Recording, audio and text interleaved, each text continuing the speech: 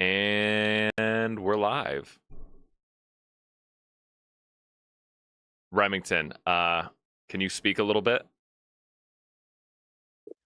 I can't hear you. How about now? Remington, if you press that red button, if you press it, once it blinks, it means you're muted. Okay, because I keep knocking into it. I think that's what's happening. Yeah, the one right. Yeah, the one right under. It says mute right under the blue. Yeah, logo. I see it. I see it. Yeah. Is this a good distance? Perfect. I think so. Yeah. Okay, cool. Remington, I have to make a stand for that thing. I just have it balancing on the edge of the table. It's precarious. Yeah, it's this is what it should look like. I used to just hold it in my hand because I would lean back in my chair and it would then be too far away. So I just said I didn't have one of these fancy things, so I just said fuck it. But yeah, all right. Evening, boys. Happy Good evening. Merry Shrek. Is everyone in the holiday spirit? Oh, he never leaves me. He's under my bed. I am actually. You are? Well, yeah. You have a child, so that helps. Yeah, I was late getting here. I was late getting here because I was doing Christmas shopping. Oh yeah, what's it like in the city or is it just the city? So. Oh no, I was just stressing on Amazon Prime. That's all I was. It's way better. Yeah. I see you trimmed your beard. It looks so nice. I mean, it's the same as it was. Oh, are you talking to Gene? Yes. No, you looked different at first, and I couldn't tell. Oh no, I mean it's the same as it was when you saw me on Saturday. Is it? Why do you look different? Yeah. Did you get a haircut or something? I don't know. No. Oh. It's the same as we saw him this past weekend. Oh, yeah. Well. Anyway. I don't think Remington's appearance has drastically changed in the last 5 years. Yeah, I don't know. No, what happens is that I go through this cycle of growing my beard out to absurd lengths, and then I shave because I just I don't have a deep. I like having a beard, but I don't have a deep attachment to it. So I just shave it all off and start all over again, and then people lose their minds. Yeah. They're all what? I think I've been clean shaven once in the past 10 years. Yeah, I don't think I've ever seen you clean shaven. And you're never going to.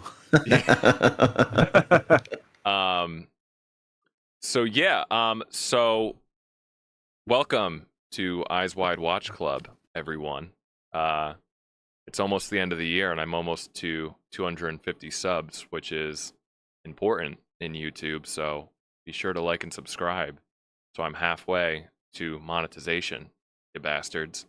But anyway, we're here tonight to celebrate the holidays with a nice little movie. Jesus? Oh, never mind.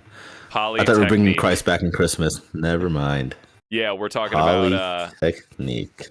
Denis Villeneuve's Polytechnique. This was Remington's pick. So, Remington, why don't you take it away and introduce the film at hand? Thank you, Dan. I would love to do that. Dear listener, take yourself back in time to December 1989. You were alive then. I don't really know. But yes, December 6th, 1989 in Montreal, Quebec, in Canada. There was this time a pretty grisly mass shooting known as the Polytechnique Massacre.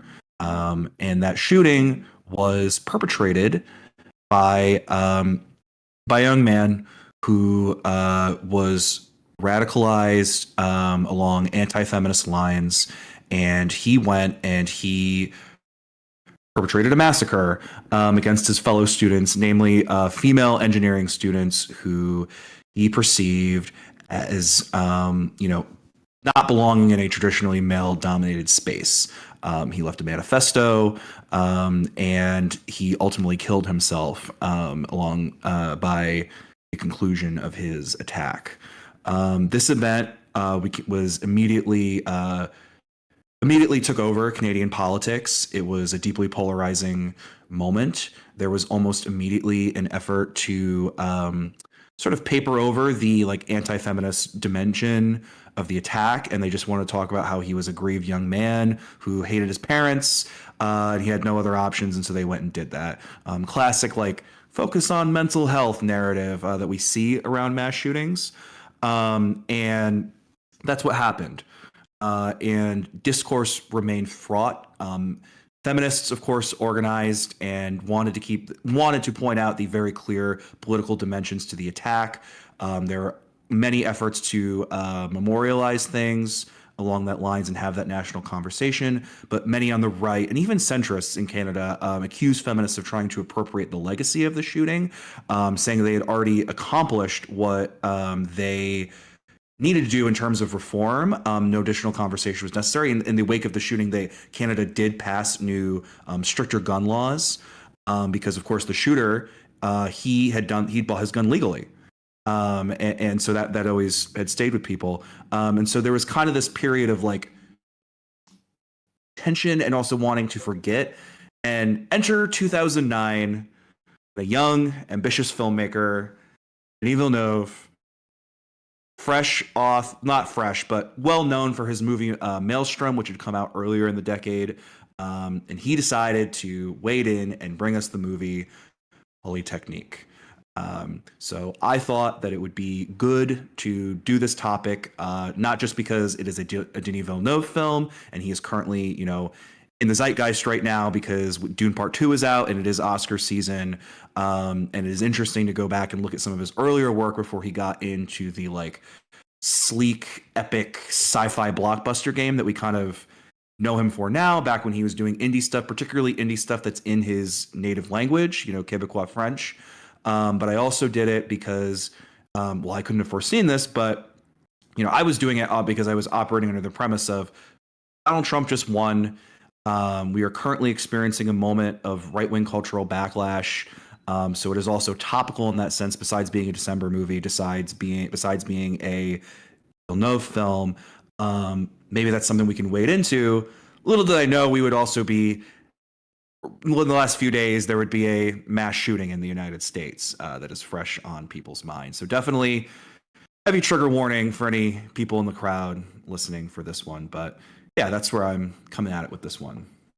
Jeez. Yeah, it's so funny you mentioned that. I am so, as we all know, I'm so terminally online with like everything in the news, and this shooting that just happened, I haven't even like gotten the story yet.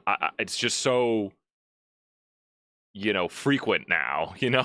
This one I completely was even already like, what is that about? I don't even know, but yeah, wild. What did, just to get off, sorry, but just what'd you think of the movie? And this was your first time seeing it, I think. Yes, this was my first time seeing it. I'm not as well versed in Villeneuve as I would like to be, so that was also one of my impetuses for selecting this film. I've only seen the two Dunes and his other big film from this period, Incendies. So now that I've added this, that'll be my fourth Villeneuve. I actually quite liked it. It's really intense during that first section. When he's literally dramatically recounting the events of the shooting. I did do some research on the event, and it's actually like, the characters he focuses on, they're like composite characters. But the actual like big moments, that's all real. In terms of like how he killed himself, the lining up of the female engineers, and that whole exchange about you're feminists, and they're like, but we're not, and then killing her like that. It's pretty detailed. And then it moves into that really interesting like second half where we're kind of meant to follow up on the victims and see like how they're just living with it and how this thing has like marked them and what maybe this has to say about Canadian society, 10 years, 20 years on. So I thought it was a really interesting film that wasn't just like shooter porn. I think that's definitely a thing that was like a really big concern in that era. That was like a lot of the panic around video games post Columbine.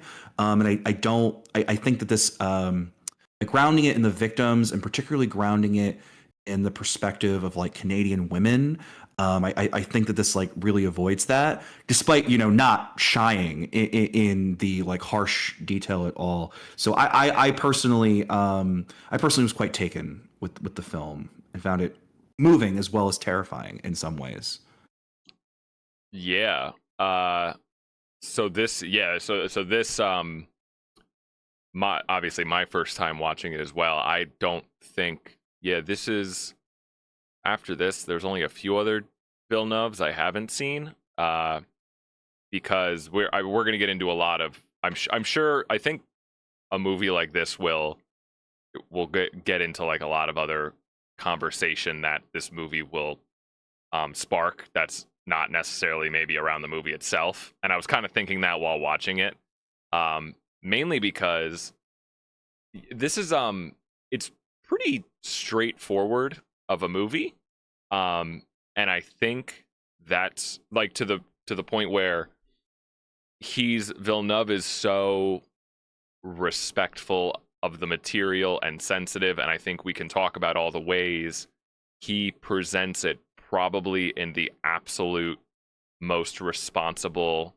way possible, while also trying to make you feel that impact of the event. But and at the same time though, like he's not how do I put it? He's not glamorizing, he's not putting any big Hollywood like gut punch emotional moments into it that feel forced. He's just kind of presenting the trauma and focusing on all the right things, not making sure he doesn't spend a lot of time with the shooter. We'll talk about all the ways he does that. But because of that, because I think he did such a good job with just presenting the material, the end result is mainly just it's just a very straightforward movie. Like I don't know if there's much to delve in on that much when it comes to how like certain aspects of the movie or what we liked or didn't like about it. It's kind of like not to sound mean, but it's kind of like a vegetables movie where I think it's so important that it's made. I'm so happy it exists, but Jesus, like, it's a gut, like it's dark, and it's all, and that's a testament to the film, at how, yeah, Jesus, yep, this all makes sense, and this is a horrible thing, and I'm now more aware of it, but I think the purpose of a movie like this is, when we're having discussions about it, is really not even to necessarily talk about the movie itself, but to talk about what the movie is trying to make us talk about, like the overall surrounding issues it's tackling. Does that make sense? Or did I just sound I agree. Completely incoherent? I agree. This movie actually has a very clear message. It's not just a like beat by beat recounting of what happened. There is a very clear authorial voice that we can get into as we go along. But I think that's effective, and he did, like, every decision made in this movie, I could tell was okay. There's like a purpose to it as to what he's trying to communicate, and it's not just for like this. There's no, I guess the word I'm looking for is, there's no like dramatization of the event. There's no like narrative really building. I mean, there is, but it's just pure utilitarian, like, here's what we're supposed to be communicating here and depict it. But yeah, I mean, so yeah, I mean, I'm definitely happy I watched it, and I think it was done probably when you think about a lot of other movies, when it tackles heavy subject matter like this, I'm a little hard pressed to think of any of them that don't come out really unscathed without like some sort of criticism with how they handled the subject matter. I don't know how many like school shooter movies there are, other than like Run, Hide, Fight, which I've never seen. But other than that, yeah, there's a few. There's a few. yeah. I feel like, I guess when American Horror Story season 1. yeah, never seen No, it. there's also But I think, yeah, I just think US. I think most of the conversation around, I feel like a lot of the conversation we're gonna have is gonna be a lot more about what the movie is trying to make us talk about than the actual movie itself. So I think so I thought it was really good in that respect, but yeah, I don't know how much I would have seeked this movie out have you not recommended it, or have it not been directed by Denis Villeneuve. So I'm definitely happy I saw it. So yeah. What about you, Gene? No, I am also glad to have seen it. It was a very tense, but definitely a very important movie. I actually am. I guess maybe I shouldn't be surprised I haven't heard of it, because this country just sweeps all that shit under the rug.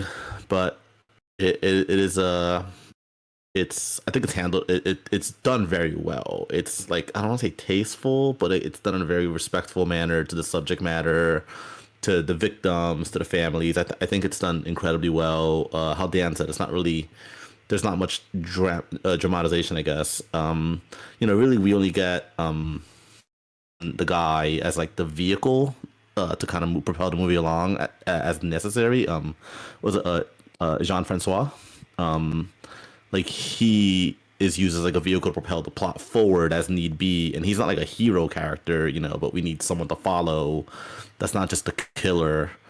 But other than that, like Remington said, I did a bit of reading on the actual massacre as well, and yeah, like it's like beat for beat, like this is what happened in real life.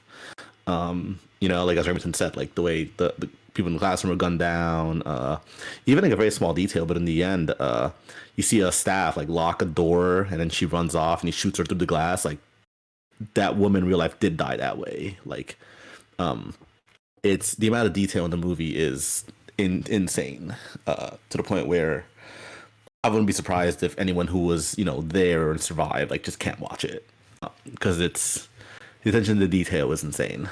I'm very glad to have watched it though. Remington, it's definitely a movie that I would say everyone should watch, given the world we live in, and it's a tough watch. It really is, but yeah, kind of basically everything you guys just said. Yeah. Yeah. When I put it on and watched it, I didn't know anything about the shooting. I don't think I looked up anything prior to it. I remember you mentioned it was something kind of like a real life massacre. I kind of figured it was going to be some sort of school shooting. But I didn't know anything about, so we start the movie, we see the kid, we follow the kid. Okay. He's clearly the shooter. Just in his apartment, or it goes, the movie goes out of order. I should even goes out of order. But move it back up. The movie It has that very visceral opening scene. And there's no like flashy blood splatters or anything. It's very much just people at a copier, and then it's that attention grabbing visceral opening, which is very effective, and I think, that's a good way to start it, just to set the tone. And then we go to the killer and him in his home, and then we start getting the voiceover narration, where he starts going into his manifesto, and then he says these feminists, or blah blah blah. I could have the suicide note, the real life suicide note. It's word for word, Dan. It's the exact. Yeah, it's word for word. Yep, it lifts directly from it. Mm-hmm. Yeah, you could find that on the suicide note that he narrates in the movie is the exact one he left behind in real life. Yeah. So then he mentions the feminists, and I was like, oh, this is what it is. I was like, oh no, Jesus Christ. And I immediately just start thinking about, like the incel red pill community that we have today. And I'm like, oh no. But So yeah, and then from there, right, the movie is very yeah, just straightforward with all of what it's presenting. And like I said, we'll get into, I think, and Gene, you even mentioned the one other male character that we follow throughout the movie. I think every single every every single part of the movie um that is not directly related to the shooting, like even the scenes that we are following the two girls, um all of that is not even like, we're not even necessarily trying to get to know these characters. Maybe just put a face to them, like as just these innocent people, not just statistics. So that holds a purpose. But it's also just the scenes that have to do with their personal lives are very, very deliberately serving a purpose for the overall message it's trying to portray, if that makes sense. It's not really it's not just trying to be like, let's give you some characters to follow. It's no, each scene is very efficiently has a purpose to it, which we'll get into. But yeah, so as soon as I and then from there, after the manifesto and everything, pretty much the whole rest of the movie was just oh god, just a really like the every scene, especially the what hit me the most, not even the classroom scene, but like the cafeteria scene, uh really was like, oh Jesus. It had me going, it had me just going, oh Jesus Christ, a lot. So yeah, I don't know if you guys had any thoughts like on the manifesto itself or the suicide note or anything of that, like Quick thing, introduction. did you guys? Quick thing, was it originally shot in French? Remington? Do Yeah. you know? Oh, okay, I watched it on Tubi and it wasn't English, so I wasn't sure. Yeah, no, it's in French. I think it's like blended, but yeah, it is in Uh-huh. French mostly. What With did you some guys watch it English on? lines. Yeah. Did you I watch it in English or? I think yeah, I watched it on Tubi and mine was in English as well. I didn't even Yeah, think of that. But it was in even English. Yeah. so was What about you, Remy? No, I think I watched it in French, didn't I? How did you watch it? Like, I'm sure I did. I knew it was on Tubi because Dan told me. That's so they have the English version on Tubi. but it wasn't a dub. The English version It was a definitely. good dub. It was a very good dub. I don't think it was a dub. No, it's, Was it? well, no, because I was just reading Right. how Denis' first English movie was like in 2013. So then Oh. I'm like, wait, oh, Yeah, I'm not. and then 'Cause- when I'm watching it too, I feel like this is generally originally in French because all the names are in French. It's in Quebec, so I'm thinking, I'm like, and then Remy mentioned how he was an independent filmmaker before, I mean, really before Arrival. I guess Sicario too. So yeah, it just got me thinking about that. There are two versions. He made two versions when it was produced. One in English, one in French. It started in French, but he always had in mind of doing it in English because he wanted it to, Oh, so he penetrate shot it the- in English as well? Like, it's not dubbed? well, he was. Here, let me I look don't- more into it. But essentially, he always knew it was going to go to English because he wanted it to penetrate the English Canadian market, and he also wanted it to go to the U.S. So Got it. let me. And God forbid we read Look. subtitles. Right. Well, but yeah, it is funny because right. But when I was watching it, I didn't think I was watching a dub. But yeah, so maybe he did. No, yeah, you're right. Maybe he did shoot it twice, and even the actors, they have. I mean, even with the English version, they have very heavy accents. They do. Yeah. That's true. No, you're right. So, yeah. You should reading twice. some speculation here, he may have shot it. He may have possibly shot it twice because the actors were probably Quebecois, and therefore they were probably bilingual. So they probably spoke both English and Yeah. French. So he could just do alternate takes and then just like yeah. assemble a movie for both and then release it into the given market. That's a so pretty- and even like you said, like the English is accented. So Yeah, that's true. Yeah. Yeah, that Look is at that. that is an interesting point to bring up. Yeah, I mean, because there's not a ton of dialogue in the movie, and even if you're doing like the whole suicide note introduction is all voiceover, so that could be done. And yeah, you know, in pretty much every other country where people are bilingual, they're just better than us. So, um, yeah, Christ. that's interesting. Don't Wow. give don't give the people of Quebec that credit. Those people are too full of themselves. Yeah.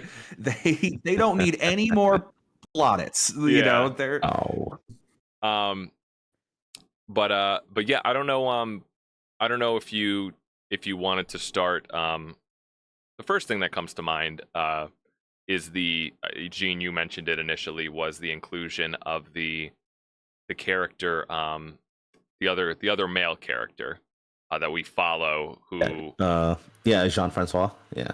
yeah, he's friends with some of the women, or we get the Yeah. scene where he's asking for their homework or whatever, his notes, and their friends or something, and they start to Yeah. follow him as he's gonna be like the good guy, like the savior guy. And when that plot point started to kick into motion, I was a little like, oh, why do we need this? Like, that felt a little like dramatization, like we need the hero character, you know? Um, so as I was watching the movie, I wasn't really into what I felt like he was doing with that character. I didn't necessarily feel like we needed someone to be kind of portrayed as like the hero. Um, until the end, where I saw where his storyline went and how we followed him afterwards, and that whole subplot, basically, as we follow him after the shooting and what ultimately happens to him, like that I think was the whole purpose of his inclusion as a character, you know. Do you get what I mean? Like I guess when I was watching the movie at first, it's almost like when you have like, people complain about like the white savior movies, where it's like the one white person that's not racist back in slavery times, and here it's like, did he feel the need to include like one man that wasn't misogynistic? You know, like, yes, yeah. of course we know, like, we don't need to include that, but after watching the whole movie and seeing how it plays out, I understood what he was trying to do with that character, and showing just an idea of how even survivors of these events, how they can be, so traumatically affected, um, which is so Even, understood. Yeah, yeah, even more so, because I agree. Like because we live in the United States, so we're used to what Hollywood would do with this. So a classic Hollywood trope would be to create like a character that we can all get behind as we go through this like right. whirlwind of terrible stuff. You know, like a strong leading male type. You know, Yeah, so Americans can but just that's point at the screen why and going, him, I like him, I like him. him. Yes, Like, what? yes, Yeah, yes. what? No, I don't need that. But you know, and even I shared your suspicions, you know, initially as I was watching, but it's even more deliberate. Like, yes, that's like the point of the second half, to talk about how he was affected, but his character as a composite character of like male survivors of the shooting, is specifically made to raise an actual point of controversy that happened during the massacre, which is that in the days and weeks leading after the massacre, as it was being like chewed up in like Canadian media and like discourse was going on around about it, male survivors did face significant criticism in the public, from certain quarters of the public, I should say, from not doing more to intervene or stop the shooter. There were some people who felt that they should be held accountable for that, and there was a lot of like discourse that they did not like do more to like save them. And so the point of his inclusion is to like show how those events unfold, and ultimately, which I think is like Villeneuve's overall theme of this movie, which is that of like healing, coming to terms with things, and getting and getting aid from that, like healing from that. His character is there to say like it's not on you. I forget the main character's name, but that's literally what she tells him as she's like on the stretcher going out in school into the ambulance. It's like it's not your fault. Right. There's nothing you could have done. You would have died if you tried to do something. You can't think like that. And what I think Villeneuve is saying with the character later committing suicide in the second half, not to jump too far ahead, is that you can't let that. We as men, as we confront not just those male survivors in this specific event, but we as men, as we confront these horrors, we cannot allow patriarchy and hypermasculinity to gnaw at us like that. At the end of the day, we're humans. We're gonna react, fight or flight. Right. That you can just only do the best you can. And the fact that he tried his best. He tried to go back for her. He helped another girl, as best he could, and it wasn't enough for him, and it ate away at his soul until he had to end it. And that's also a real thing that happened. There were survivors, not just men, who later killed themselves years later because they couldn't cope with the trauma. So it's a very deliberate choice in having this particular composite character be one of our points of view. Wow. Yeah, I never see that. I didn't know that was that point that you mentioned in the media, that it was like this. And that's something that I was keeping in mind too. I mean, this is something I don't want to this can open up a whole other conversation. But exactly what I was thinking about partially was when this was in the 80s or the 70s? Late 80s. Yeah, this happened. Where I feel like I don't remember when Columbine was. I think it was after this, but basically, like, these shootings were not a normal thing back then, at least to my knowledge. I'm pretty sure that at least not nearly as common. It wasn't a big thing.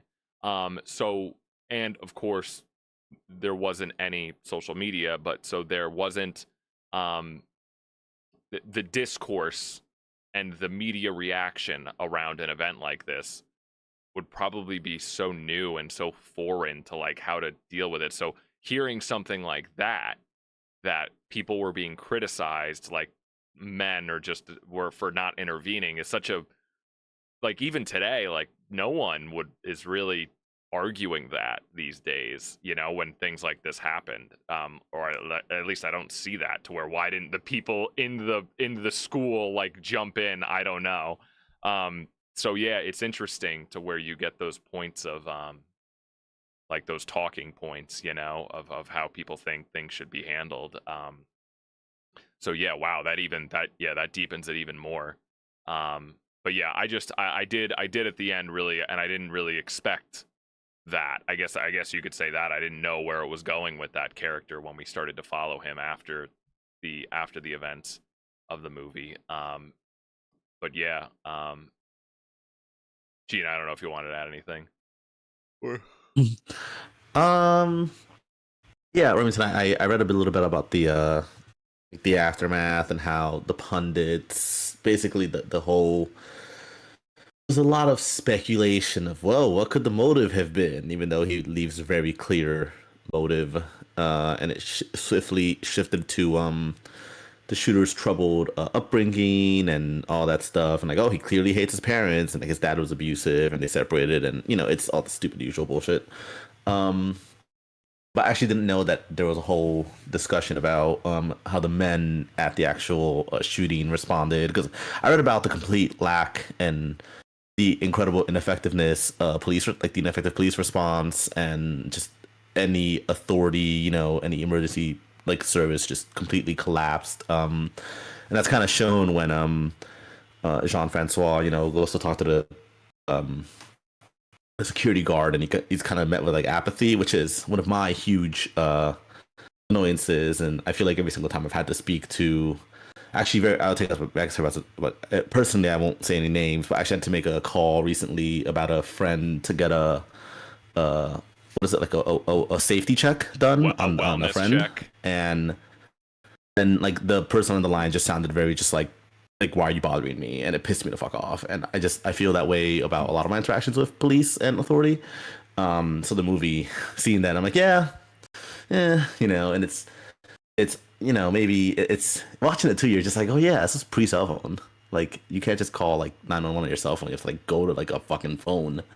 Um, and maybe back then, I'm like Dan said, I don't, I know Columbine was like a huge cultural shift. But maybe I don't know my history of school shootings. I don't know shit about it. So maybe back then too, it was like a little less believable. I feel like now, like the minute someone said like, hey, there's some guys taking the students hostage, like immediately like the fucking sirens would ring. But um yeah, so Yeah. but that's actually a really good analysis and everything about the men and how unfortunate it seems like you said the men face backlash, which is very unfortunate. Like, I don't know. When we watch these movies, I don't know if we all just think about like what would I do in this situation, but totally fight or flight. Like it's you're human. Like, that's just what it is. That is your base survival instinct. Like, all right, what am I gonna do here? And many people would just like run away. Like your brain's like, yeah, look out for number one, unfortunately. And it takes tremendous amount of courage to think like, I'm gonna try to save my friends, and like I will likely die doing this, and not everyone can do that. Totally valid.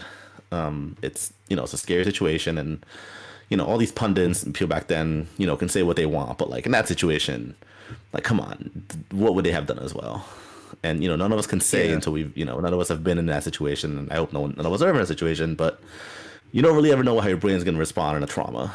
Um, like so I don't know. Actually, I don't know. Like, what's the craziest situation you guys have ever found yourself in? Literally, I think I showed you guys. I'll send you a picture. A few weeks ago, I was driving home, and literally right around the corner from my house, there was a car completely flipped upside down, like, just completely upside down. And my first instinct was like, what the, like, your brain's like, what the fuck am I witnessing? And then I just see to my left a woman and her toddler walking like away from it, like dazed. And I'm like, that was a driver. So I get out of the car immediately, and I was like, oh my god, are you okay? And woman didn't speak a word of English, so I spent the next 10-15 minutes translating with emergency services, working with the neighbors who had witnessed it as well. If you guys check your phone, you'll see the picture of Oh just the wow. car. And I don't know, like I'm actually really good in emergency. Like I immediately was just kind of like, all right, I have to help this person. I have to translate. I'm on it.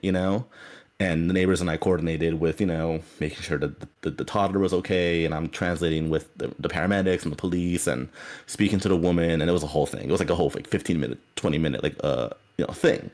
So again, I don't know how you guys would respond to that. I don't know if you guys are in a situation like that where it's like, how calm can you be in the situation? Because you have to be.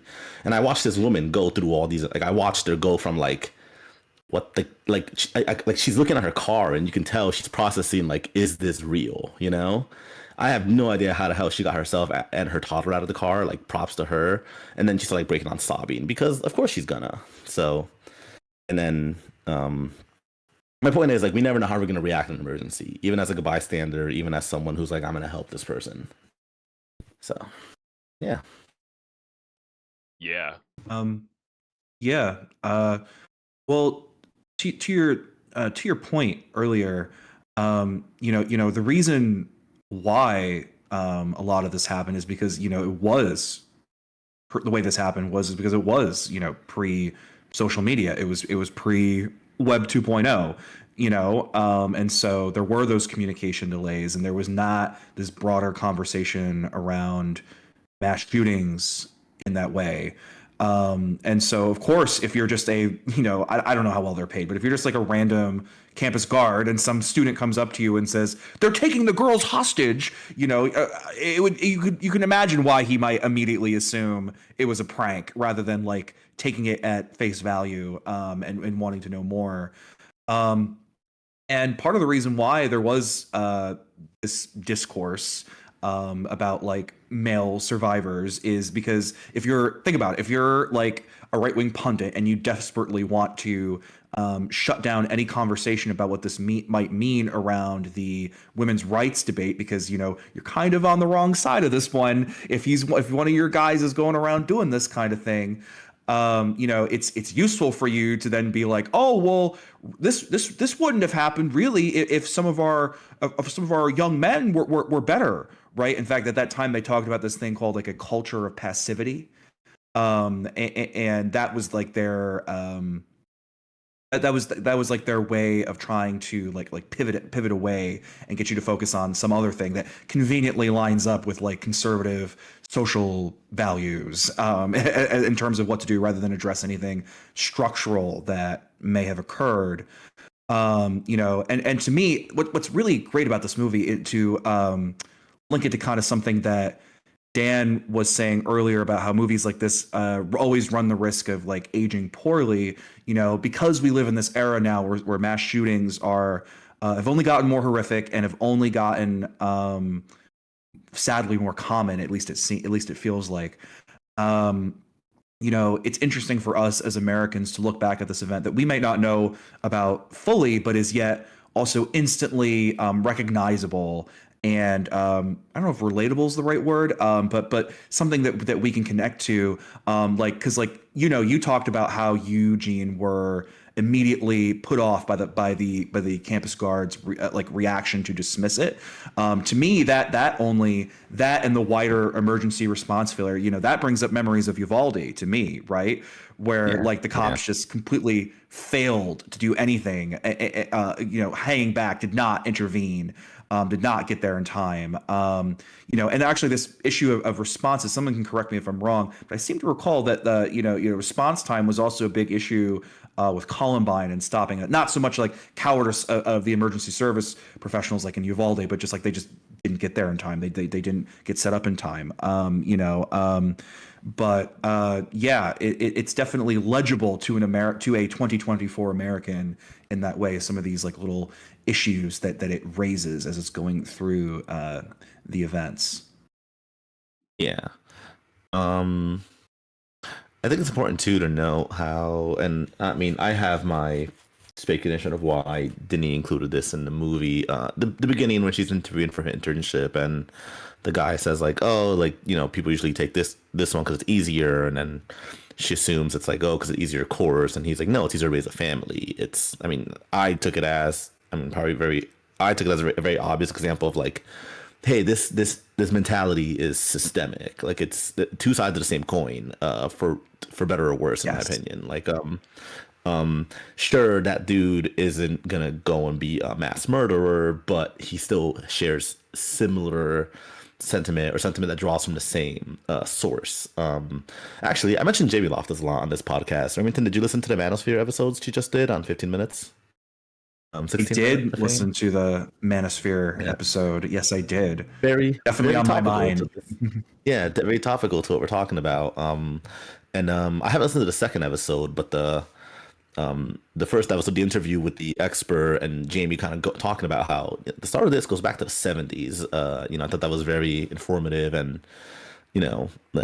very, so like this movie was about this. So this event happened in 1989. So these are sentiments that a lot of people would, as Loftus points out, probably think like, well, all this started with when Trump became president or with Andrew Tate. Like, no, it's been an issue for a very long time, and it all goes back to, I think you know this. Was it Hamilton or Jefferson who had some very terrible thoughts on women and a woman's place and like whether they should have rights or not? You probably know what I'm talking about, right? It's just unfortunately it's like a systemic thing. Yeah. So no, and that's why that scene is so good, right? Like it's specifically like you said, it's kind of like highlighting this kind of like it's highlighting the nature between like these sort of polite establishment that would never. They would always say, no, those people over there, they're crazy. They're not like us. But actually, the distance between their politics is not really one of substance. It's really just one of like action, and how these things are kind of like interrelated in that way. It's almost like a neat little, not really a primer, but like in a single sequence, a single image. It's like such a useful little highlighting of like vanguardist politics, just from the right in a way that's really interesting, and I do think it plays into, again, what I feel is the broader theme of the movie, which is healing. To Denis, I think in this film, Canadians, when I say we, I mean like Canadians. I'm not Canadian, but just the royal we. Yeah. He's saying we cannot heal unless we confront the issues at hand, the issues at this moment raise. So we as a society and a culture cannot be better unless we engage with the like system and culture of misogyny that wound up producing this event, that led this young man to feel the things he was feeling, believe the things he was believing, and do the things that he did. Yeah. And I think that idea of confronting it in this way, it's in that scene. It's also in some other scenes that we'll get to as we go along. Dan, do you have anything you want to say? Gene, I've been bloviating back and forth this whole time. No, I think you guys brought up a really actually a really interesting perspective. Yeah, just that I didn't think of when you're talking about that scene. That was what I was going to go into next. That scene about when she goes for the internship interview, and she gets that very very misogynistic response from the guy, the interviewer, and you guys made that really good point of like, oh, how their politics aren't really that different. That it wasn't even how I saw it. I think that's a really good reading. But what I was looking at it as was basically like, I was still looking at it as like, this scene is like completely utilitarian to the message, because when I was watching it, so we go through this whole thing where this guy gives this suicide note, this manifesto about feminism and how feminists, they're opportunistic and blah, blah, blah. And he's airing out all of his grievances with feminism, supposedly. And then in the very next scene, when we follow these two girls, it immediately just plays out a very clear example of what makes his entire manifesto and grievances all just completely null and void and nonsensical, like, no. And especially when it's still in the late 80s, I mean, there was still a lot of this workplace misogyny. It was very common. So do you get what I mean? Like that, it's just an example of, here we just heard this guy lay out all of these grievances with women and how they've gotten their rights already and they've just taken it too far and they're opportunistic. And then you just immediately kind of, for better or less, cut to these two girls, where this girl is basically being told that, she would be better off raising a family, going, trying to enroll into this internship program, so that's how I took it. But I think your reading is correct too. Or yeah, but I was just looking at that as Villeneuve completely and efficiently just proving how, or just illustrating how ridiculous this guy's ideas were from the jump, and not even really giving it the light of day. Just kind of saying, well, obviously, this is fucking stupid, this ideology, and here's just a very efficient and eloquent and blunt way to just illustrate it, because that's something that clearly you could see someone saying like that in the 80s, so, and then well, yeah, well Dan, like, so that's why it was that specifically mechanical engineering class that was targeted too. His whole point is like, you're taking these jobs from men. Like, these are classes, jobs that men should have. Yes. You need to have more traditional, and he says it in his manifesto too. And that was like his whole point. Yes, and that right, exchange during that scene is so key if you pay attention. So when they ask him, I forget the exact line, when they ask him after he's lined up all the women against the wall, and they ask him like, why are you doing this to us? Like what's going on? And he's like, because you're feminists. And he says that right to them. And the one girl, before she is executed, she starts to argue with him. She starts to interject. It's like, no, that's not true. We've never, presumably say like, we've never marched, we've never protested. We don't think of ourselves as feminists. And he immediately slaughters her. Right. Which did happen in real life. And the key thing to that moment, both historically and literally in the film, is that to him, when he's calling them feminists, he doesn't mean like a doctrinaire feminist, Yeah. can quote chapter and verse of key activists and intellectuals and scholars. No, what he means is that you're women and you're here, and I don't like that. That makes me angry. Yeah. And so it's Yeah. my job to exterminate you, Right. to like Yeah. restore order. That's like that's what it's about, and that's like the gist of what his suicide note is that I don't think I'm noticing these women enter these spaces. I don't like that. That makes me uncomfortable. They're taking opportunities from me and hardworking men. And he doesn't. They didn't have the discourse around like woke as we would say, but it's not that Thank far afield, God. right? He opens with that. He opens that discourse by saying like oh what they're gonna try to celebrate what was it like Roman legionnaires or something like women soldiers that never existed or something. You know like it's that same like you could hear this kind of discourse on like Critical Drinker right now if you wanted to. Oh, no. You know what I mean? You could. Can of Yeah, you could, worms. yeah. Um, No, fortunately it's okay, discourse Dan. that We're gonna still get you exists. all the engagement. We're gonna get you all the buzz traffic with this one. God. Been so amplified. I mean, yeah, it's discourse that Right, but I mean, what's up? yeah, no, I get where you're getting what you're getting at, Remington. Yeah, I completely agree. It's kind of like it's exposing that idea where it's kind of like a guy like him would try to mask his just pure hatred as like this logical reasoning, historical fact, and and then as soon as he gets pushed on those beliefs at all, it's just he doesn't want to engage with that. It's just that those are his ideas.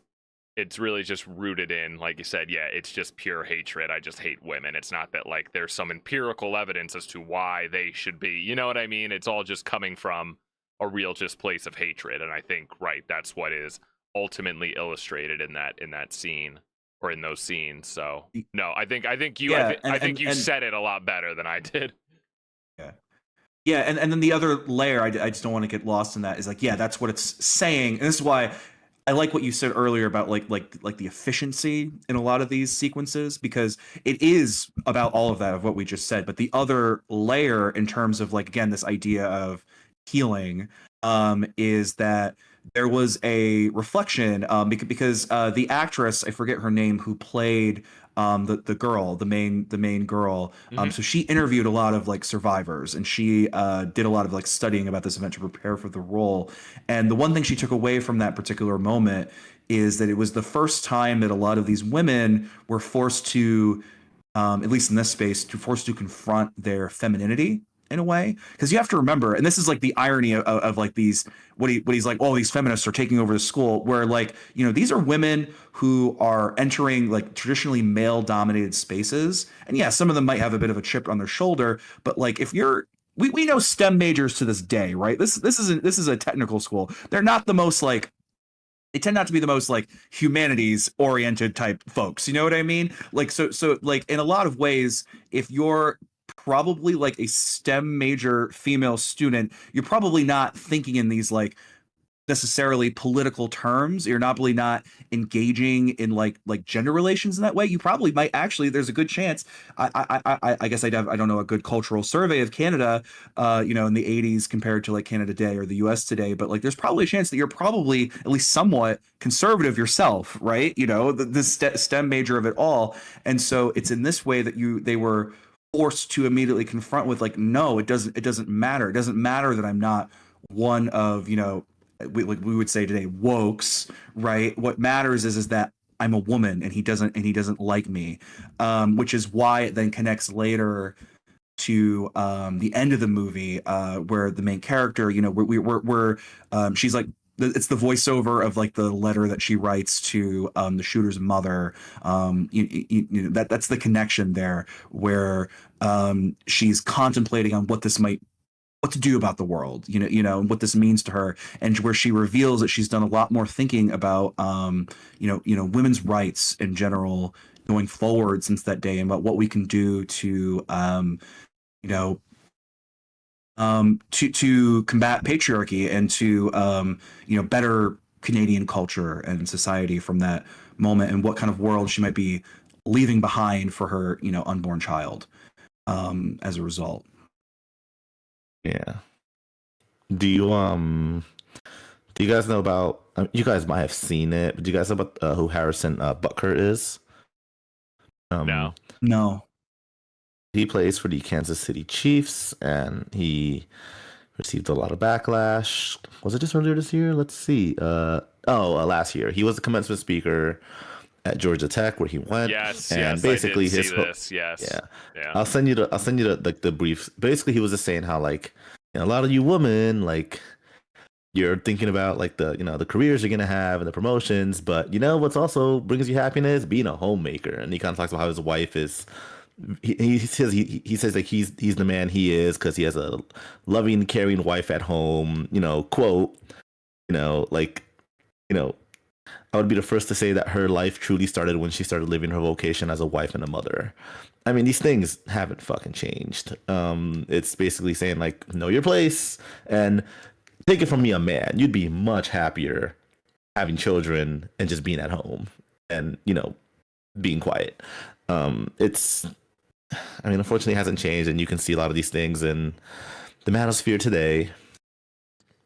Yeah. Right. And to your point earlier, again, going back to that scene in that professor's office, like we said before, the distance is in action, not in substance, right? Think about like what actually happened in the fallout of the event with right wingers talking about how we need to reject this culture of passivity. Well, if you're talking about how like we need to restore male virtue, like assertively to restore a male virtue, is that really different substantively from what the shooter is talking about? Like he's saying the shooter is saying in his suicide note, we need to take dramatic action. I believe he specifically conceives of himself as a soldier, right, on the front lines in this thing. That's why he's doing what he's doing.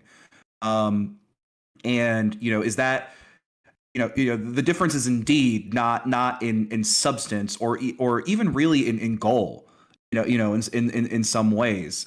And so I do think that is related to especially what you're getting at, Gene, where it's like I'm sure the football player you're referencing, he would not. He's not going out and killing people. I don't know him, but I trust that he is not going out and planning on killing people. But in this cultural moment, as part of a broader, right wing social movement, difference is not in terms of substance with him and every violent incel that we hear about in the news these days. It is indeed. It is just indeed. And as the incels and the actual Nazis online would say, in terms of like courage in their terms, that's how they would put it. So yeah, I do think that's really poignant. Yeah. God. Yeah. Trying to think. There's a few other things I wanted to reference. Just because I know we can. God, all I'm thinking about is like, yeah, what what the manosphere was then and what it is now. I feel like is so radically. I don't want to say different. I guess just it's different in the sense of I don't know. It's just so mask off. I don't know how to put it. But yeah. Anyway. Yeah, we talked about the girl because there really I'm just trying to think because there really wasn't much. Just as far as just the actual scenes of the shooter in the school, and we're following him. I don't know if I listened to something or an interview. There wasn't a whole lot to look up about this movie because Villeneuve was still so relatively new as a filmmaker. I mean, not new, but still very indie. You can notice, and I think what's really effective about the way he shoots the movie is when we're seeing scenes when the shooter is firing the gun, we're almost never actually, the camera's never on the shooter when he's firing the gun. I don't think. It's almost always being shown from the perspective of the victims. And that's what I just thought was so visceral to me in that scene with the in the scene when he's in the lunchroom and everyone's just under the tables. And that was something I didn't take a ton of notes for this, but that was something I noticed that I appreciated. Dear God, this was something that I was like thanking Villeneuve so much while watching it. There is barely any music in this movie. And I love that so much. I think that is a big reason as to why I think so much of this movie is effective. There are some little cues of music. There's like soundtrack. There's soundtrack in it. Yeah, little parts. But for the most part, there's not like a score behind these scenes that is meant to invoke a certain emotion, which I feel like can always cheapen movies so much that are trying to give like a very real visceral feeling, especially something like this. It's so much better for the tension when you just don't have music and you're just living in that moment, because what's happening is enough to shake you, and it makes you more like, I don't need like suspenseful horrific music playing under this scene of this guy just walking around just firing his AK at people in a lunchroom. But when we're focused so much on just the reactions of the people just like quibbling in fear for their fucking lives under the tables, there's that one point where they just have the one girl, she kind of just scurries a little bit over to the side, and then she runs into a corner and just huddles with that other girl. And then there's the moment where the guy just, it's so dark. Like, it's so dark. Like when I was watching and just thinking about it, because it does, like, you put yourself in a situation like that, right? You're like, what? And he just walks up to them and just looks right at him and just boom, boom. And like, there's literally nothing they could have done in that moment. And I think about this, what really shakes me to my core when I watch stuff like this in movies, or especially something like this, that it's so effective, where you're putting yourself in that situation. What's so like haunting about stuff like that is, he's not even, I mean, not that it's not a good thing, but he's not even just gunning down everybody. It's just kind of at random. I mean, in the classroom, he's clearly targeting all of those women, but it doesn't even, like, he's shooting men, when people, like, if it's just so random. Like, if you're just in the wrong spot at the wrong time, like, or if you just make the wrong move, you could just be in his crosshairs. It just, and that fucks me up so much. Like, just being in the wrong place at the wrong time.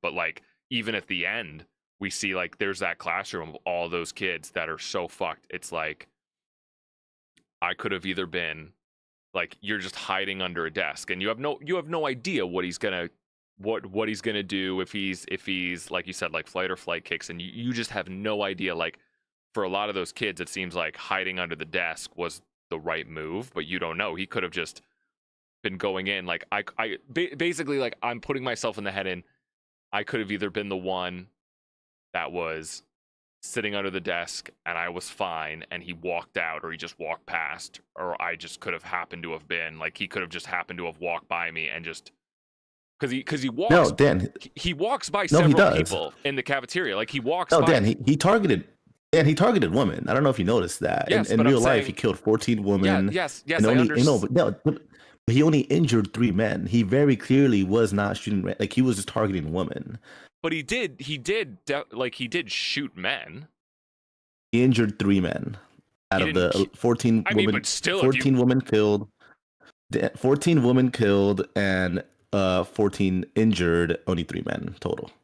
Right, Injured. but if you So catch like he clearly was targeting women. no, right, but if you catch a but if you catch a bullet, like you still might die. Like there's that one scene where there's Well, a I'm bunch saying of. yeah, but I understand what you're but saying. I think it's because he said he was kind of just doing that at random. Like no, he clearly had him Well, like was like I'm going to target right, only yes, women. So yes. to bridge the gap here, in this specific shooting, no, he obviously didn't come with specific girls there in mind to kill. He was killing whatever woman he Yeah. came across. Yeah. I do think that the classroom he started out in did have significance to him about why he started with that classroom. But the specific women he was killing, if he saw them, he got it. And Dan's right. If a man happened to catch a bullet, he wouldn't exactly be sad about that. I do think that Villeneuve makes a point to show that, like, if those men that he separated in that classroom tried to fight him, he would have Yeah. killed them very, Well, very, yes, very yes, happily. right, yeah. But yes, he did come there to kill women. And actually, one interesting fact about the shooting, it's not covered in the film, probably because it's a little extraneous to what Villeneuve's doing, is that he did, I believe, actually did have a kill list. No one who was actually at that college. It was just like famous women in Canada that he wanted to see dead. That I don't know how that would fit into his plan, since he also planned to kill himself after the shooting. But yeah, he did have women that he wanted to see dead, specifically. Yeah. Quick thing, Remington. He wasn't a student of the school. You mentioned he was. He actually wasn't. I didn't say he was a student. I do think that classroom he had some meaning to him. But you said he wasn't. Didn't he? Didn't he try to get into the military or something? He applied. Yeah, and he applied to the school at least twice. Yeah, so maybe there's some connection there, yeah. Okay, he applied to study engineering at the school in 1986. He was admitted on the condition he completed 2 compulsory courses, but that never happened. And then he applied again, and again they rejected him for the same thing. He did not complete 2 of the compulsory courses. But so at the time of the massacre, he just was not a student. Like, so he knew of the school. Yeah, I didn't say he was a student. I just said that the classroom, I think, has some significance to him. The significance probably is just that he wanted to get into the school, and that happened to be a classroom. And so part of this is taking revenge on the school for not accepting him, right? He thinks it's been captured by, as we would call it in today's terms, the woke agenda. So that happened to be a classroom with students in it. But like, it is significant because this also happened to real life. Because remember, before he started shooting, he was just like chilling in the registrar's office. He did do that in real life. I do think there's some like festering psychological motivation behind all that. I think Villeneuve wisely strays from trying to offer his own interpretations on those specific sequence of events, and just depicts them and allows us to view them in the context of his art. He depicts them very not neutrally, but like as they occurred. Right, when he's when you bring that up, it's like I thought about, I had this reaction too. You think, we keep thinking it is a really, really, I think, important movie, just because it's just so crazy how, not crazy, but right, this is such a common thing today, but we really don't have a lot of, I don't think there's really not a ton of like school shooter media, I guess, or like movies.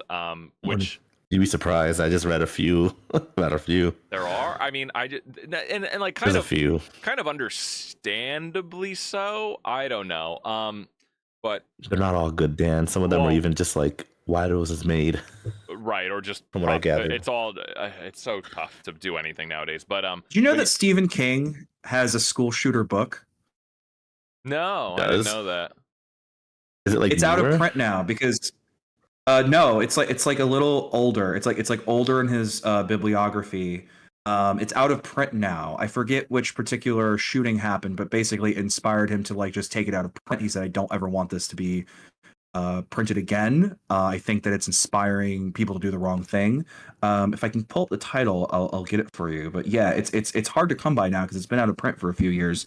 But it is older in his bibliography. I think it's called I'll find it. You guys can keep talking while I. That's an interesting. Oh yeah, okay. Rage. Yes, I was right. Rage from 1977. That's a very very interesting. Oh wow.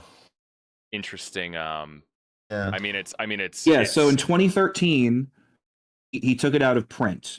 He published an anti-firearms violence essay, and he took it out of print. So presumably that would be like in the wake of Newtown. Right. Yeah. So that's an interesting. Oh, look at that! Yeah, for him to. I mean, it's pretty noble of him to write something and then kind of, denounce it and basically just say, yeah, I don't. I mean, to the point where he's making it out of print to say, yeah, this wasn't a good. Well, he published under a pseudonym too. That's interesting. Yeah. But a weird, weird case around like media preservation, I guess. I don't know. That's a tricky one. Yeah. He should have just. I mean, unfortunately, I'm reading about it. Apparently, it did inspire a few real shootings. He should have just done what Todd Phillips did. When I make the school shooter incel movie, I just make another one and make it a musical. So.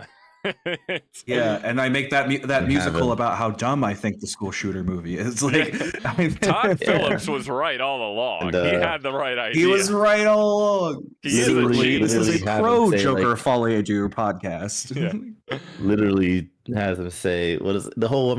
Was it? He kind of like, he's like, no, we're not the same person. It was all me." And then even Lady Gaga's like, "Boo! I miss my psychopath."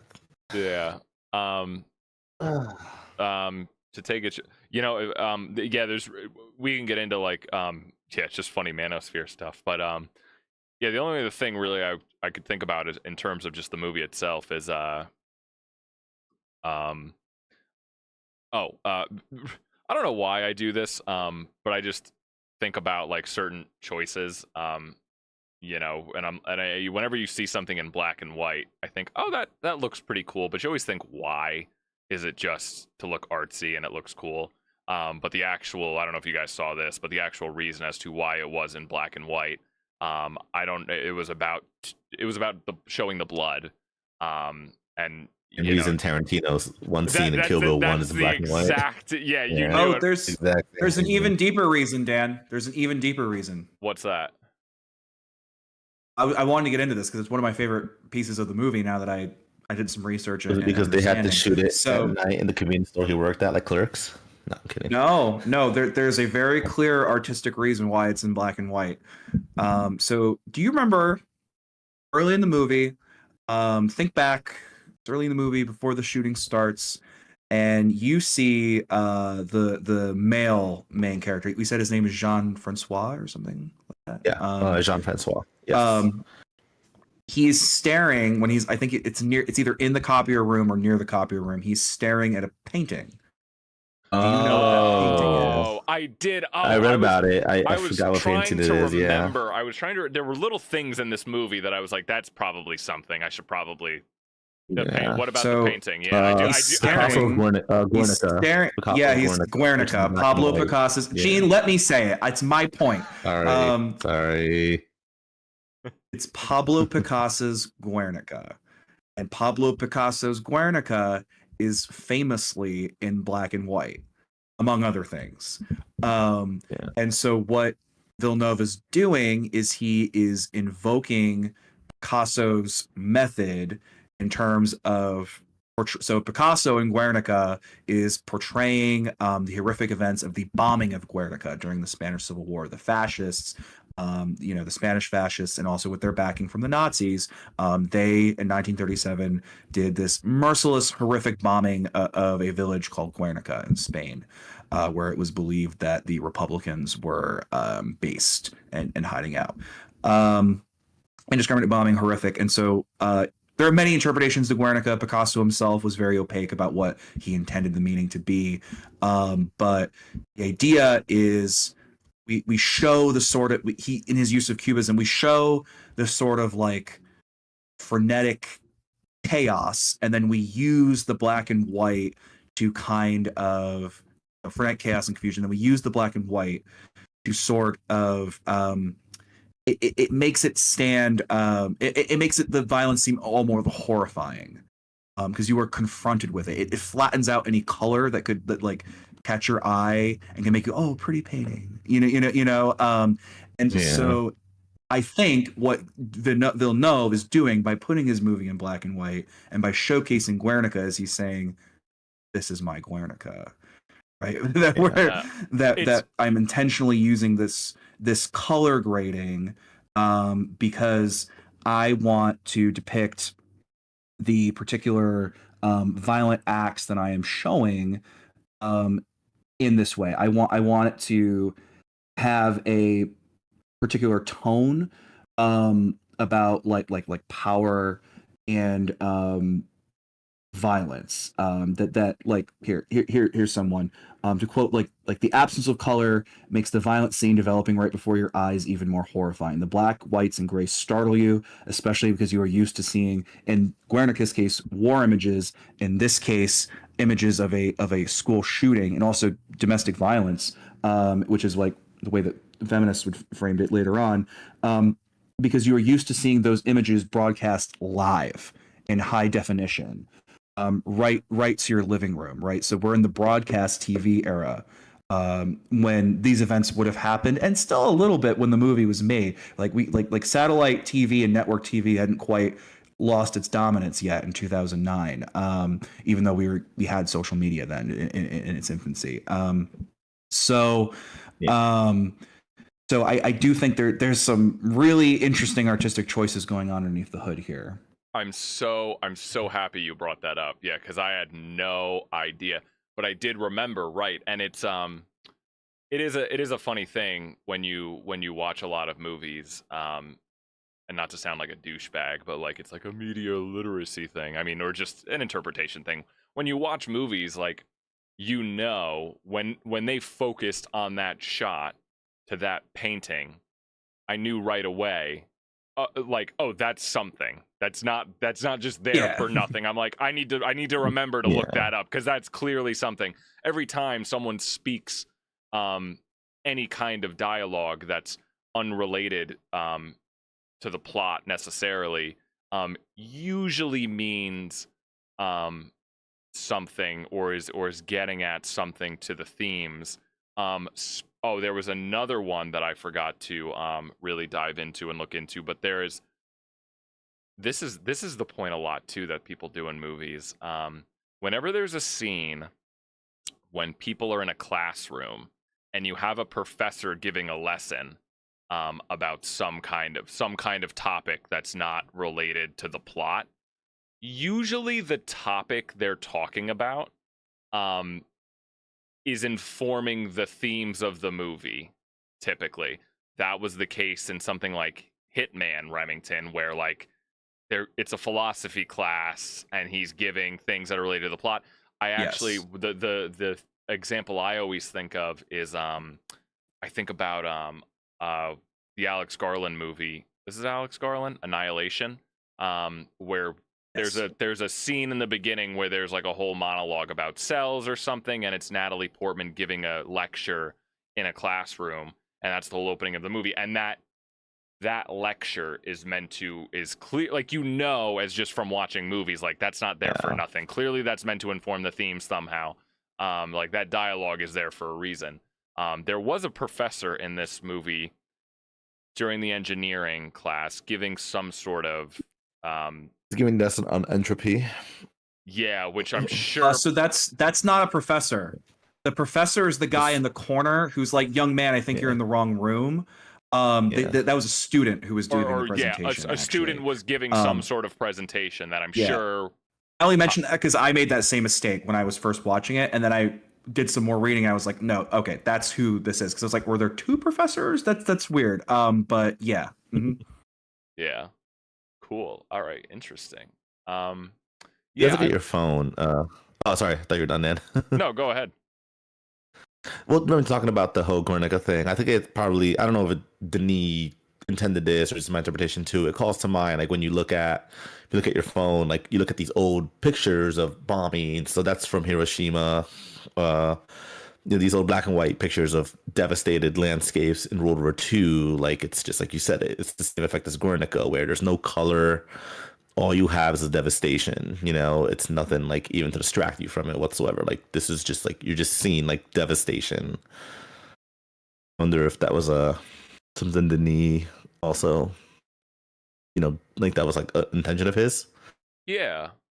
Well, think Tandem so, with the whole Guernica.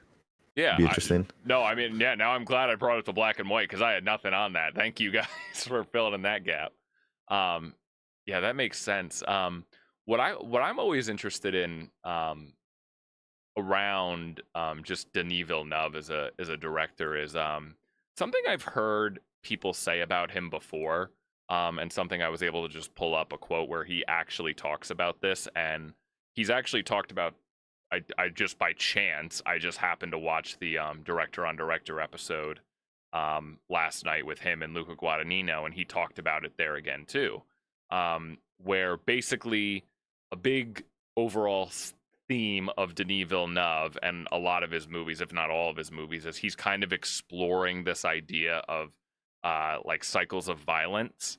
And one of his direct quotes here, specifically on when he made Sicario in 2015, is it's about the alienation of the cycles of violence, how at one point we are in those spirals of violence and ask ourselves, is there a solution? The movie raises the question, it doesn't give any answer.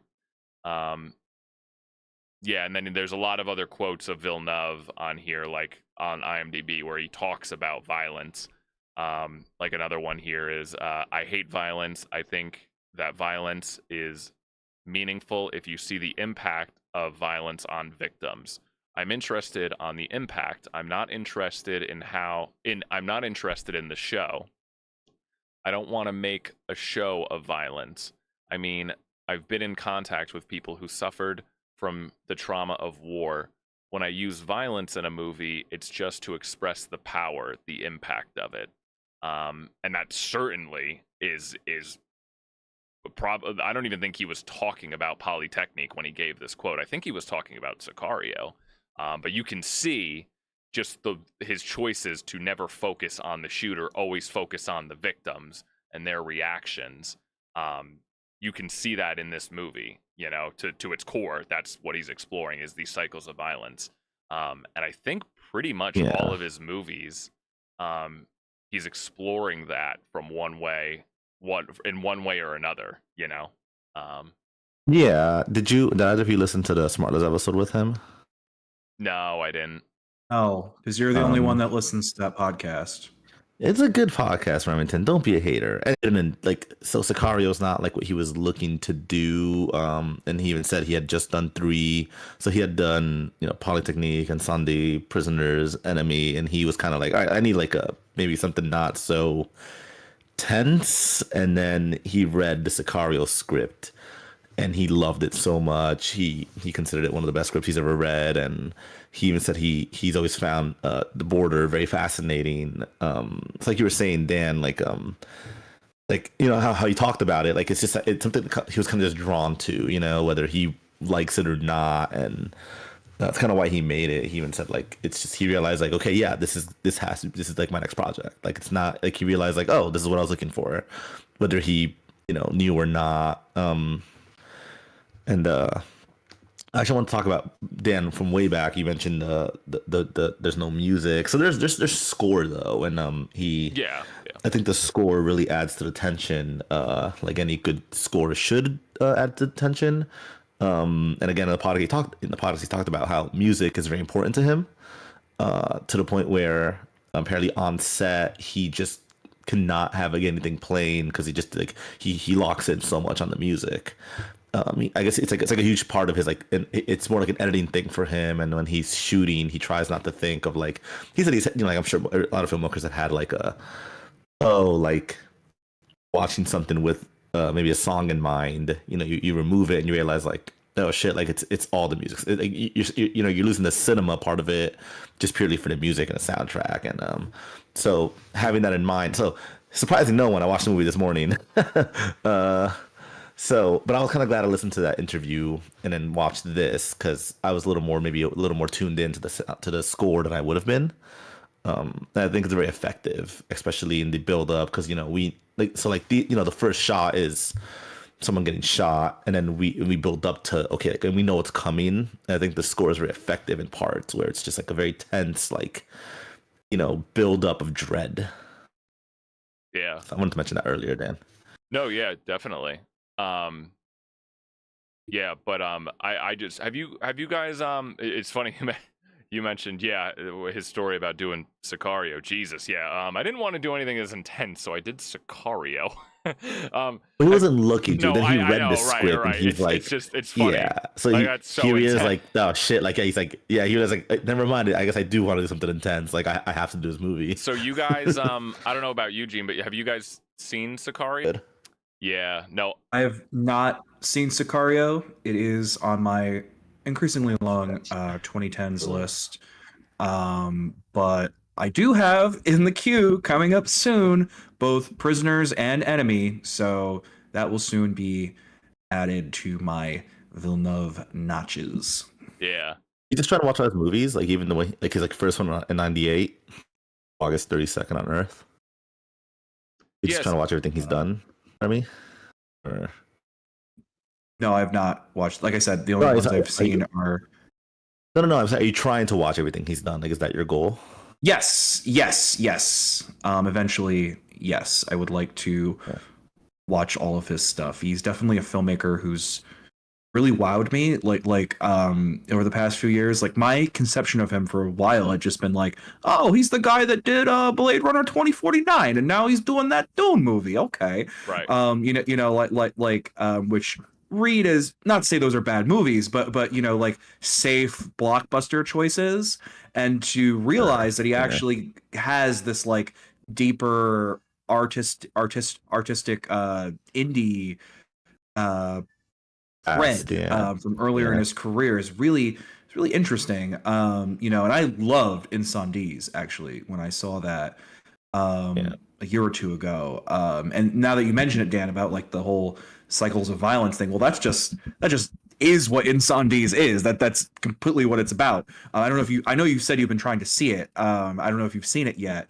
But that's absolutely what the movie is about, almost to like a darkly like comical twist, like horrifying twist at the end, building up on that very idea. So it definitely makes me even more appreciative of his body of work. We should do an episode on Incendies. Yeah, that one day. No, I haven't seen Incendies. I started it the other night because it was on TV. I don't know why. I just well, for one, Incendies, the Villeneuve of it all just in my head. I did put on Sicario again the other night just on the background while I was doing other stuff. And I was watching just scenes from that again. And yeah, I tried to put on Incendies and watched it, but I fell asleep. It was too late.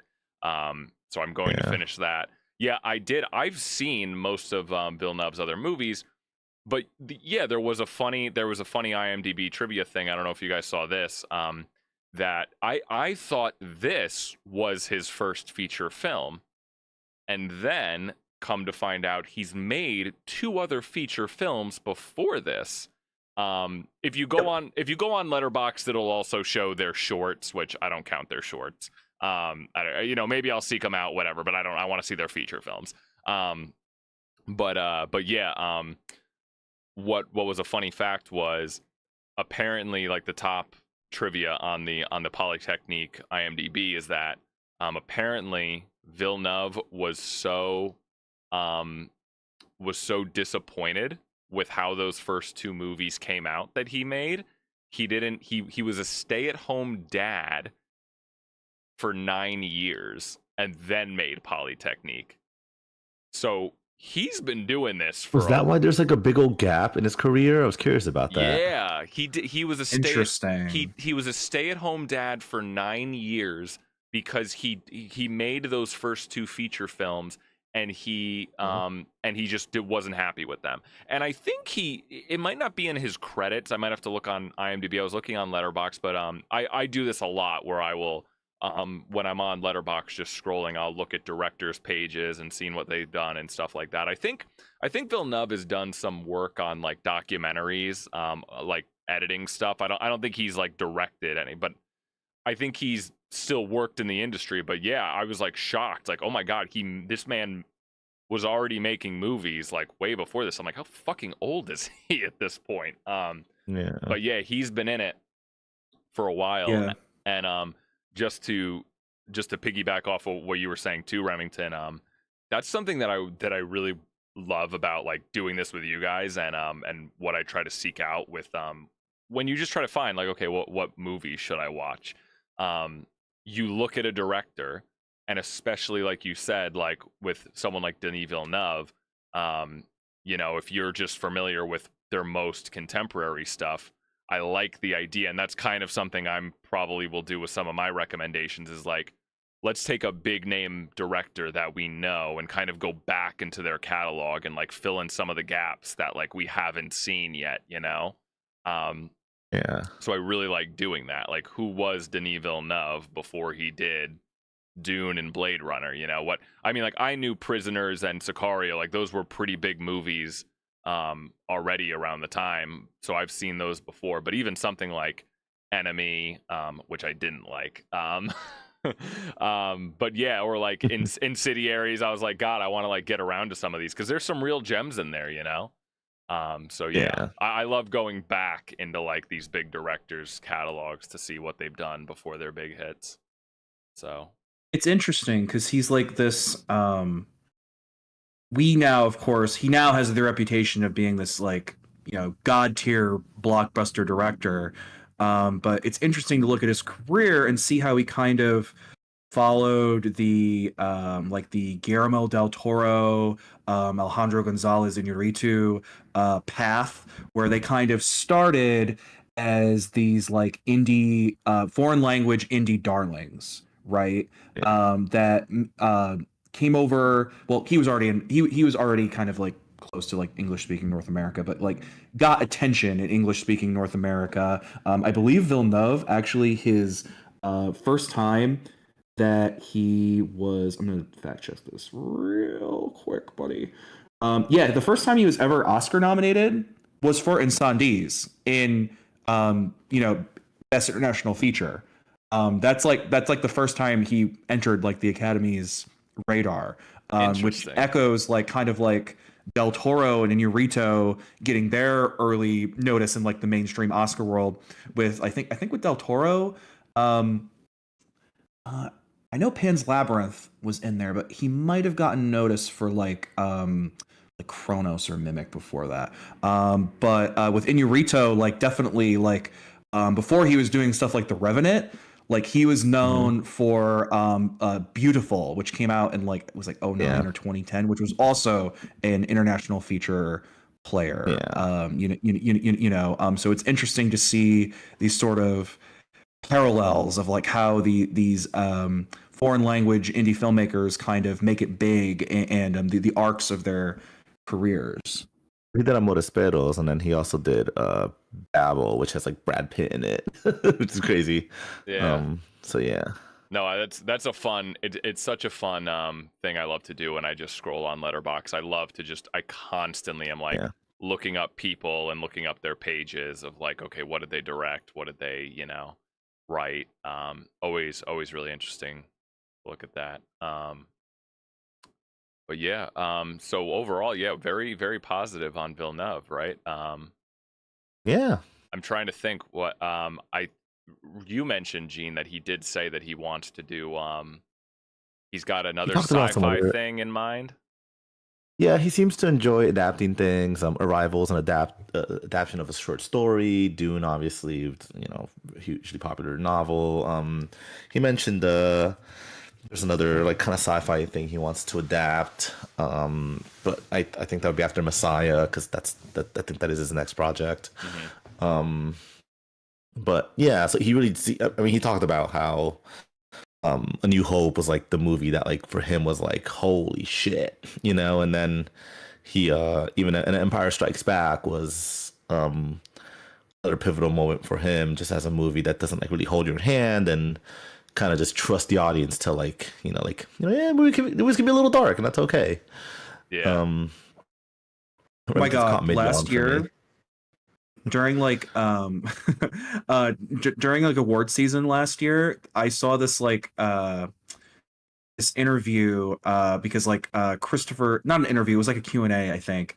And so Christopher Nolan, of course, he was making the rounds because he was, of course, promoting Oppenheimer. And this was also happened to coincide right around the time that Dune Part 2 was coming out.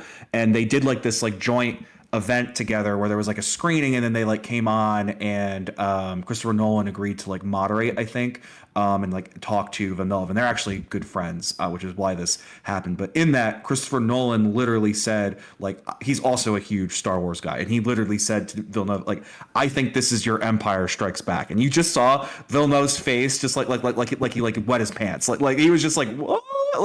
Yeah, the man loves Empire. Interestingly enough, don't know Yeah. if you've seen it going around Twitter that he apparently famously hates Return of the Jedi. But the Interesting. man is I didn't know a that. huge Empire and New Hope fan. Yeah, Yeah, I didn't know that. Interesting. yeah, he's the king of sci-fi. Gene, have you seen Dune yet? Mhm. The Dune movies? No, but speaking of other French Canadian filmmakers, Jean-Marc Vallée, maybe. He directed Dallas Buyers Club. Oh, yep. He was Remember a that friend. one. He was a friend of Villeneuve. So he unfortunately passed away 3 years ago. He was a friend of Villeneuve, and I would like to see more of his stuff too. Speaking of, I guess also like filmmakers who had like more indie stuff, starting out, and then he reached his acclaim with Dallas Buyers Club. But a lot of his older, younger, his stuff like the '90s and early 2000s. But no, I haven't watched Dune yet. What was I gonna watch? I was probably gonna do Indiana Jones, as I mentioned last like a month ago. I just haven't had time. You guys know how I like my franchises. Yeah, no, I get it. No, I still remember some of my favorite moments actually from this year of going to the theater. I went with our friend Jason to see both Furiosa and Dune Part 2. And I think Was this, also in theater? Oh, no, man. Sorry. That was the scary shit. yeah, I think this happened both times we went to the theater. Did he not watch Fury Road or No, Dune Part 1? So we're sitting in the theater. And this is And for, you met Jason. yeah, You met this is Jason. for Dune, and And then we're watching the trailers, we're talking whatever, and then the lights go down, and like the movie just like or no, like it was like right at the last trailer or something, and I mentioned something about Dune, and I turned to Jason and I go, wait a minute, Jason, have you seen the first Dune movie? Big he smile goes, on his, nope. yeah, big Yep. smile, looks at me and goes, nope, and then the lights down I and can movie just- starts. I can picture him. Like I can just visualize him saying that to you, and I love him. But it Guys, was, I have to be at work an hour earlier tomorrow, so I need to wrap up soon. oh yeah, sure. Yeah, I I'm mean, doing 8 to 4 tomorrow. I gotta pick up Maya. that's pretty much everything I got, honestly. But yeah, I mean, Yeah, if you want to do ratings, but yeah, it's hard for me to score a movie like this because the subject matter and how well it's done. If that makes any sense. no, it does. But I really enjoyed it. It's the kind of movie where it's like I would watch it again, but it'd be rough because I gotta watch it again because it's a great movie, but it's also like, oh god, I want to subject myself to this again. So I mean, I probably would give it a 5 out of 5. Honestly, I have no fault with it, and like, how could you? Like, it's done incredibly well. Yeah, no, You, I don't know you.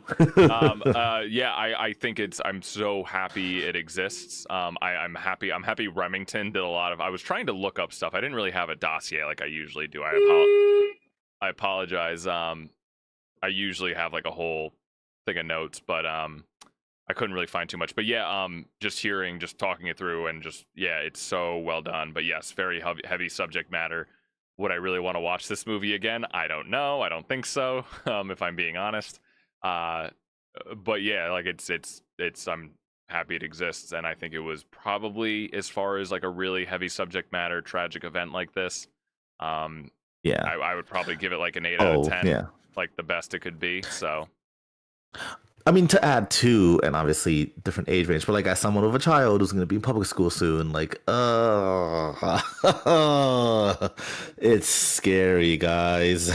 And I hate that this is like a thing I have to like think about, like, you know what I mean?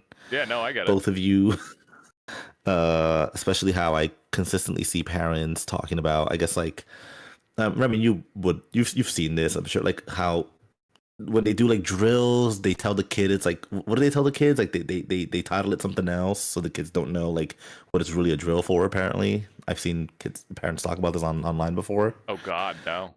I don't know if you've No, seen I this. Like I guess like a No, kid will feel like- will tell like a parent like, oh, today we did this, like we called it this game, and the parent will ask him like, wait, like what is that? And the kid will describe like, oh, well, we had to go under the table and be quiet and go in the corner, and the parents are like, oh, that's what you did today. Like it was a drill. And oh, so a movie like obviously like Maya's not that age, but like it's topical and it's rough Yeah, as a for parent. Yeah, no, not for to sure. get all like as a parent, but like it's like, oh fuck. So probably also why it hit me a little harder. No, I get it. Makes Yeah. sense. So Remington. yeah, you said 8 out of 10, Dan.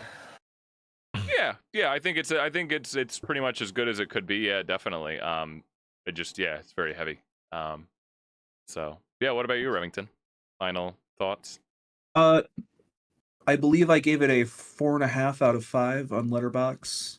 I think I did that at the time because I was still wrestling how I felt about the second half, because it is a tonal shift that I wasn't sure I fully got at the time. But upon reflection, I would give it a full 5, actually. I think it's a very well crafted movie. Both technically, artistically, um, on a writing level and on an acting level. So I was very, very taken with this movie. I think I like Incendies more. And I think I get more wow, of course, out of the spectacle of something like the Dunes. But I think this is a really special little gem from his early period that I would definitely, if you're looking to be depressed one night, that maybe this is the movie for you. Yeah, it's a different and kind also of I think appreciation. yes, and also to circle back a little bit, kind of like, again, to your point about how like something like this, it always runs the risk of aging poorly. But like I said, I think this is very legible to not only a 2024 audience, but a 2024 American audience. And in that sense, if you want a movie that will get your brain going on like some of the discourse that we have around mass shootings, I think this is the movie for you. Remy, did you know the subject matter of the movie before you when you before you knew about the movie's existence? Did you know about the massacre or no? So not really. I knew of the movie before the previous episode. Before I was looking for a pick, basically. I'd always heard of the movie because I was aware of Villeneuve's filmography, because I made plans to get to the various movies at certain times of when I wanted to see them. I didn't realize. I might have known it was about a shooting. Sorry, my roommate. But I didn't know the full extent of the events, but I was like searching for like December movies, but not like ones that would be intuitive, like usual Christmas fare. And I wanted something that was topical. Sadly, I didn't know how topical it was going to be with the recent shooting and the events, but I was like, oh, a Denis Villeneuve film that is set in December. Let's do it.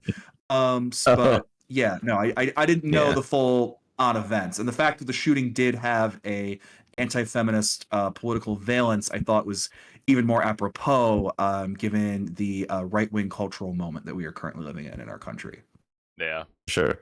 Yeah, no, it's strangely, I mean, incredibly topical on all levels, with Villeneuve obviously promoting his current movie, and then the shooting, and then even just the whole discussion on the manosphere lately and who's the left's, Joe Rogan. It's like, oh, we are approaching this completely wrong, but incredibly topical on many levels. right. We could have went into a It's whole still topical in Canada to this day. Until very recently, this was the deadliest mass shooting in Canada, in Canadian history. It wasn't until like 2022 there was a shooting in Nova Scotia, and there are still violent. We call them incels now, but we'll use the more general term, anti-feminist, violent anti-feminist shootings and attacks that go on in Canada to this day. And still, also, that gun law that they passed in the aftermath of the shooting has become a political football in Canada, where basically whenever the Tories, the Canadian Conservative Party, whenever they're in government, they usually try to either undermine or repeal the law, and then when the Liberals come back into power, they try to bring it back in some capacity, and still is a political football to this day. And I believe, because we're like on the eve of Canadian elections, I believe the Conservative Party, the current party leader, he has promised to undo Trudeau's bringing back of the law. So, and and their party actually, not to get into Canadian politics, I'm certainly no expert there, but their party is standing to do pretty well in this current election cycle. So, has aged like wine as far as I'm concerned, this film. Right. Yeah. No. Dan, look into it. It's been very, like what I said, it's political football. It kind of just goes back, like, depending on who's in power. Oh, the gun laws are in place. Oh no, it's not. It's a whole thing. And unfortunately, some of the especially one of the survivors, is it Heidi? She's very involved in lobbying against this, like, she's lobbying against, like, she's pro stricter gun laws, and it's a whole thing. Unfortunately, these are things that still she still has to fight against after surviving. Natalie Provost, she's a survivor of the event, and that's who the main female character in the film. She's somewhat modeled after Natalie's story, right? Because the female character, because Natalie was in the room when he lined up the female students and killed them, and she survived, and she specifically had the arc of becoming a fairly non-political engineering student, and then because she was forced to, in her own words, like, face her femininity in that moment, it changed her, and it made her into both a feminist and a major gun control advocate in Canada. And so, like, the main character's note to the shooter's mother about what kind of world we should try to build and leave behind for our kids, that's supposed to be inspired by Natalie Provost's activism that was going on at that time and still goes on to this day. God. That's a lot. Yeah. No, I'm just thinking. I'm just not too because that was all very so well said. But I know I'm just thinking, like, God, I know, Gene, we got to wrap up, but we could just get like an entire, like, 3-hour conversation out of going into, like, what is today. Like, I mean, and now I keep thinking of, like, going to the meme. We keep saying political football, and it's like, I think this might, I don't know the specifics, we don't have to get into it, but I know just every time there's a new shooting or something like that, there's always the meme online of, like, people, I see, like, there's a meme of, like, whenever a school shooting happens, like, everyone's just like, what's the race and the gender? All the right wing is like trans shooter.